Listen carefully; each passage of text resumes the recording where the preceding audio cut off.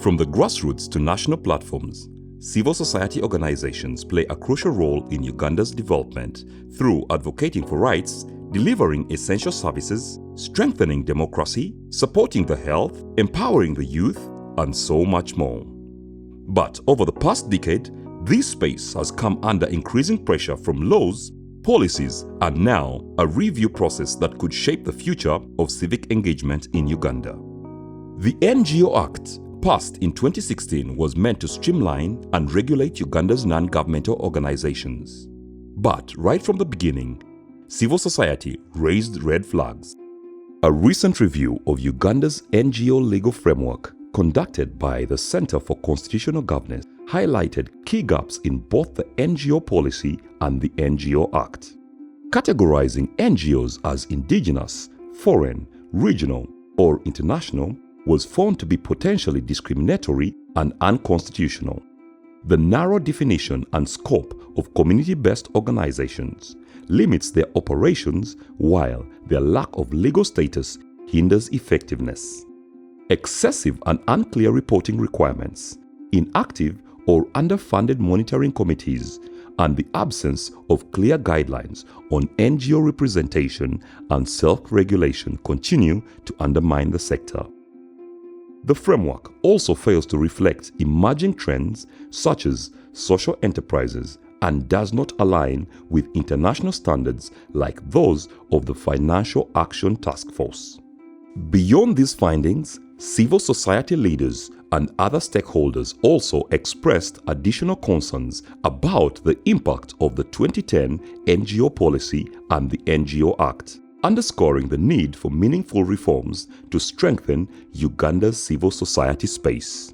After study of the NGO policy 2010 and the NGO Act Cap 109, the study established that the definition of foreign NGOs, national NGOs, community-based organizations, and faith-based organizations is ambiguous, confusing, and in a way discriminatory, especially to the foreign NGOs that seem to have a different legal regime when it comes to who could be their board member, what work they can engage in, and the other requirements.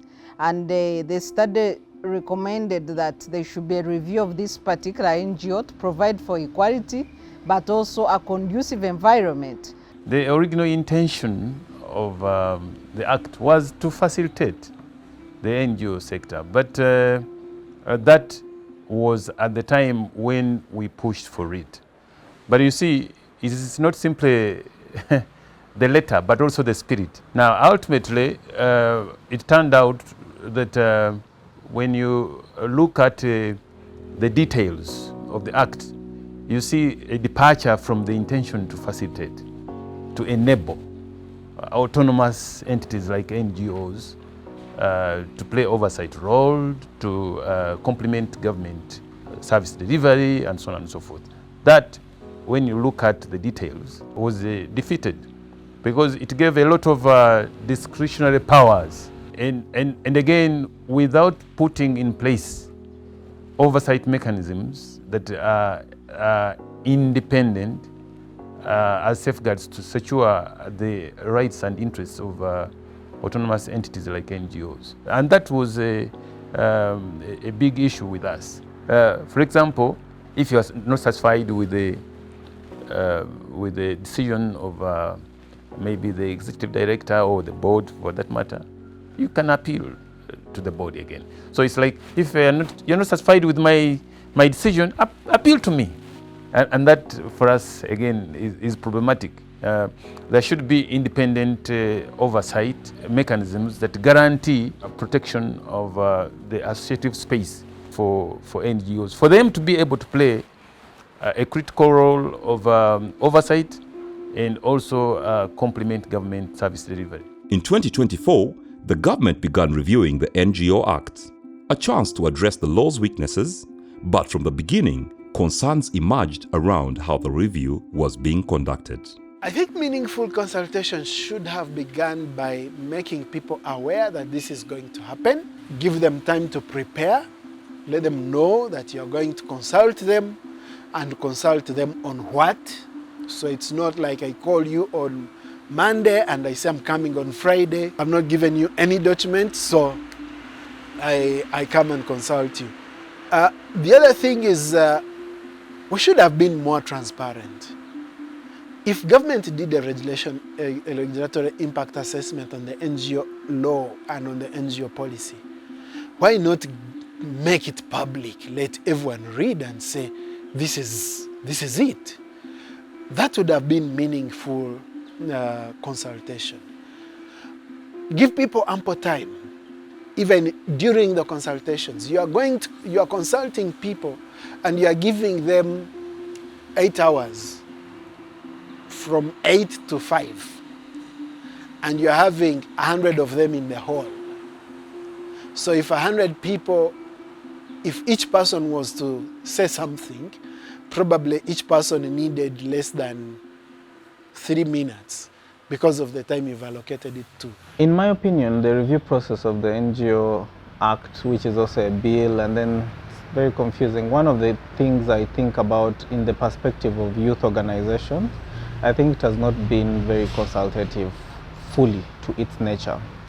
I could count a number of NGOs led by young people or focused on young people who have been engaged in this process. And so this is the concern we actually had when we had discussions with the NGO board secretary for the particular moment. One of the key things we felt that is important is if there's going to be a review of this policy, youth organizations needed to be brought back together and consulted. Youth organizations have different categories. There are those who are 2 years old, there are those ones who are 5 years old, there are those ones who are 10 years plus, there are those who are national, regional. Now the biggest challenge you find with this process that it has been handpicking particular individuals to do the consultation. Some, to make even matters worse, sometimes the consultation is happening with consultants who are not engaging with actually the leaders in the sector. At the end of the day, resolutions are being passed, laws are being enacted, frameworks and guidelines on how it should operate are being suggested that most likely are not creating a friendly environment for NGOs to operate. And I believe the NGO board's main role, one of the main roles, of course, apart from regulating, it's to create an environment that is conducive for us to be able to perform. The review process, we think should have been done better. We think it should have been opened to as many NGOs as possible, but also the selection of the NGOs that get to participate in that space should not have been left to the local government leaders, because as we know, it is the community development officers in the local governments, in the districts, that are selecting which NGOs get to participate in that space. It means therefore that if you are not in good books with the local government, you are likely not to be nominated to participate. And when we've gotten there, we discover that actually the NGOs that are there are not those that actually have faced the wrath of this act. And therefore we think in terms of representation, a lot still remains to be done. Lack of guidelines on how NGOs should choose their representatives. And you find that in most of the districts, these representatives of NGOs on the committees are handpicked, and usually they don't represent the issues that concern the sector. And some of these representatives are not accessible, easily accessible, and they don't account to the sector as to the work they do on these committees. So there is a need also for procedures on how these representatives should be selected, terms of reference, and how they should consult NGOs and also share feedback of what's going on in the district monitoring committees. For a process meant to impact thousands of organizations and millions of lives, the level of engagement was far too narrow and rushed. Instead of opening civic space, the proposed or adopted amendments appear to tighten control through frequent permit renewals, even mid-project, extra approval to operate across districts, heightened oversights of foreign-funded NGOs, no mechanisms for independent appeal of bureau decisions, creation of a basket fund where all donors will give money to government to apportion, Creation of an NGO apex body. Requirement for cabinet approval. I personally have concerns with some of these amendments or proposals as is.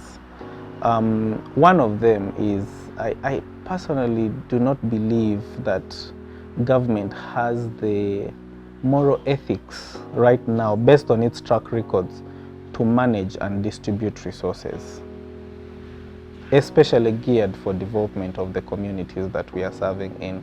That proposal of bringing together money from different donors to be able to distribute to the respective NGOs, trust me, it's going to be politicized. It is also going to be mismanaged, and at the same time, it is going to be weaponized in many ways. At the end of the day, that you find that the international community and the civil society community bridges the gap for delivery of services, where government is not able to fully finish on its mandate, which is understandable based on our tax base, that the business community contributes through corporate social responsibilities on top of the taxes that come to government as revenue that also have to go into the national service and national building. The civil society and the international community also comes and bridges that gap. So it is important for them to operate semi-autonomously, but considering SDG goal number 17, partnerships, to achieve the same goal. If it is put together currently with the current relationship and status quo we have between NGOs and the government, it makes it difficult. The proposal for the basket fund and having NGOs draw from one area is constraining the NGOs. First of all, you even constrain their energy. Who will write proposals? Because you have to have incentives for writing proposals. You can't write a proposal for a general fund. It will not work out. But secondly, the NGOs need their own space in order to counterbalance the powers of the state and the market. That idea of apex body, it is being borrowed from Tanzania, where government has successfully controlled NGOs and made sure that the NGO sector does not grow. So that apex body is something that is uncalled for, because the NGOs in Uganda already have, first of all, are diversified in nature. The diversity is, realities are there. And we already have our bodies, platforms that coordinate us. In terms of the basket fund, that basket fund presupposes that the government shall create a basket fund which would be providing grants to NGOs in Uganda.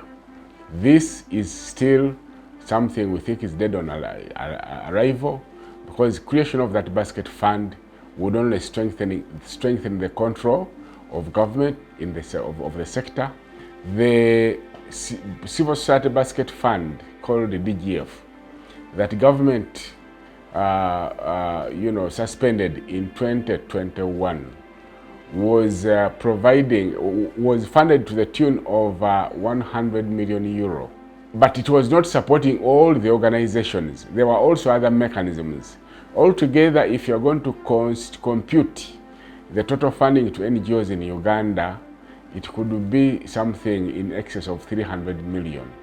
Now, this is money government cannot have. Composition of the district monitoring committees for NGOs is really too big, and sometimes there is no guidance as to who should represent NGOs at these district committees, and the composition usually makes the work of the district committees difficult. The committees can't usually attain quorum, but they are also not funded, and the laws are silent on how these committees should be enabled to do work. So the recommendation to government is that the committees should be, the number of composition on the committees should be reduced, but also there should be clear guidelines on how these committees should work, plus their limitations. Despite the challenges, NGOs across Uganda are standing firm, speaking out, sharing proposals, and calling for a review that is fair and inclusive. Restrictions on the NGOs affect the youth in such a way that youth-led initiatives are highly affected. And And I'm not saying that it's primarily youth-led initiatives. I just want us not to look at the NGO work as something that entirely benefits youth and not something that youth cannot contribute to. Therefore, the youth-led initiatives are frustrated because they are curtailed from the very beginning. Youth-led organizations already suffer from inaccess to funding and a space to actually exercise their work in the communities because the bigger organizations have the bigger access to resources and opportunities that they do not have. Moreover, the scope of the people that they want to access are majorly young people who are never taken care of in terms of the current civic space. Now, with more restrictions, it means that they may cease to exist, especially with the status of CBOs being questioned. Most youth cannot register or go through the bureaucracy of the registration that the NGOs desire, so they suffer in such a way. Secondly, I think that it will entirely disengage them from matters of governance and democracy. The spaces have been created for youth to demand accountability and basically to know their basic rights by the NGOs. The NGO law review is going to frustrate this very much because the youth are going to not have access to these spaces and the opportunities to network or get the basic information that they need to exercise their rights as citizens. The topic about restrictions on NGOs, of course, through our regulator, the NGO board now, formerly the NGO Bureau, highly affects so many young organizations. Most young organizations do not have funding for starters. Number two, they do not have enough income to sustain their overhead costs, for example. On the other hand, also some regulations are good in a way. So I'll start with the good. The good regulation that is there is that NGOs are able to transact and to do business. That allows us to have a source of income that creates our sustainability. Now, on the bad side or the difficult side, as we know, youth organizations sometimes are youth-led and youth-focused. Majority of them are actually youth-led. The biggest challenge is how do they register? For an organization to be able to operate or to get funds from a donor, one of the things they will ask for is compliance. Most young people will go and register their NGO with URSP. That will be 35,000 reserving a name, about 250,000 registering their articles of associations and getting a certificate ready to operate. Guess what? When they go to the banks will ask them for an operating license. They are not a business. Why do they need an operating license? Or a trading license, for example. So when they introduce themselves as an NGO or as an organization, the bank will tell them you need to go and get the what? The operating license from the NGO Bureau. Now the process, you have to get an LC later. I'll give an example. I won't say my LC, but already you know. And any LC in Kampala, they will not accept 5,000 shillings. They want 100,000 shillings for a recommendation letter. LC2, the money increases. LC3, the money what? Increases. The mayor, the money increases. The RCC has to sign, the town clerk has to stamp. You get. At the end of the day, you're going to the KCCA, or for other people, they're going to the district. All that is a trail of money you're leaving and paying. And I'm not ashamed to say this because I've mentioned it to the Bureau very many times, now to the board at the same time, and I'm happy to re-echo it. The system is corrupt. The bureaucracy has to be reduced to remove any avenues for corruption. So for me, in brief, that is what I would say. As for the rest of the other compliance issues, we don't have a challenge with them.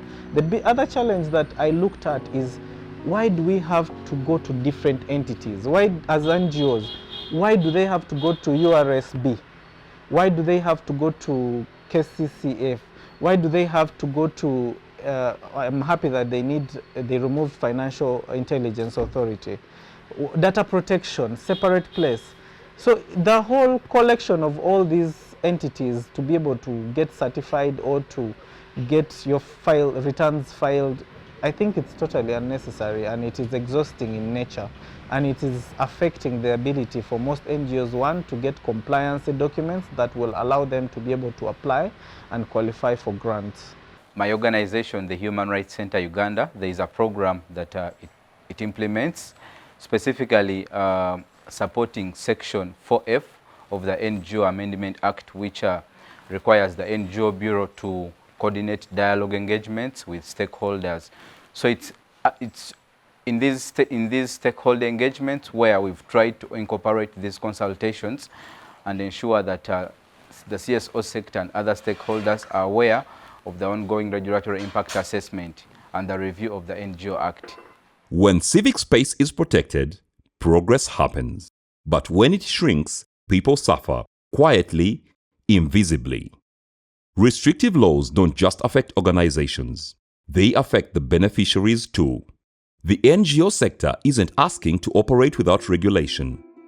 It's asking for a fair legal environment that respects rights and promotes development. So when you look at the policy briefs that we have produced, both for the NGO Policy 2010 and NGO Act CAP 109, we have recommendations that we think can improve the regulatory framework of the NGOs in Uganda, ranging from expanding the definition and scope of NGOs, stop prohibiting or characterizing NGOs where a member on the board is a foreigner and then you register such an NGO as foreign. Scope of NGOs should not be bound by territorial integrity or nationalities of the members that compose these NGOs. We are also recommending allowing CBOs to register and operate like legal entities to improve their capacities to deliver the work that they set out to do. We also propose that the autonomy of NGOs as enshrined in the Constitution should be strengthened instead of trying to cripple this autonomy through a proposal by Cabinet to create an apex body of NGOs in order to determine and control the work of NGOs in Uganda against the autonomy given to NGOs in the Constitution. Civil society organizations are basically seeking for their input in this review with regard to the policies and laws that are being brought before Cabinet or before Parliament. That the input of civil society organizations whose work is going to be regulated by these laws and policies should be catered for. In other words, how we want to be regulated, how we want to receive resources of financing, how we want to do our work. We are not against regulation. We are not against laws, but we want to see laws that enable us to do our work and contribute to the socio-economic development of our country, Uganda. The citizens are supposed to be demanding accountability from the state. But most often the citizens cannot work effectively to fulfill this role if they are not organized. The best form of citizen organizing that can bring pressure to bear on government to demand accountability or to feel the need, the obligation to be accountable is civil society.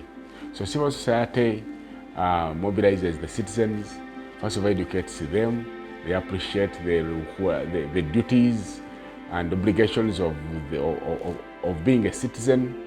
Then they provide the special purpose vehicles that organize and mobilize the people to articulate those views. And then through that mobilization and aggregation of people's interest, they are able to get pressure, bring pressure to bear on government and demand that government serves the people.